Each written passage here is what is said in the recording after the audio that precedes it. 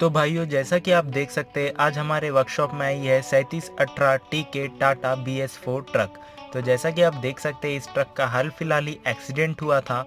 इसने एक ट्रक को पीछे से मार दिया था, जिसके कारण इसका कैबिन आप देख सकते हैं पूरी तरीके से डैमेज हो चुका है। और जो है आप ये देख सकते हैं, एक्सीडेंट के कारण ये गेट भी जो है इधर खुल नहीं रहा, ये जाम हो चुका है। और पीछे से भी कैबिन पूरा पीछे के तरफ आके दब चुका है। और आप देख सकते हैं इसके शॉकअप वगैरह भी पूरे ये हो गए हैं। और थोड़ा बहुत इफेक्ट जो है चेचिस में भी आया है, क्रैक्स वगैरह आप देख सकते हैं। तो चलिए फटाफट से इस गाड़ी को हम रिस्टोर कर देते हैं।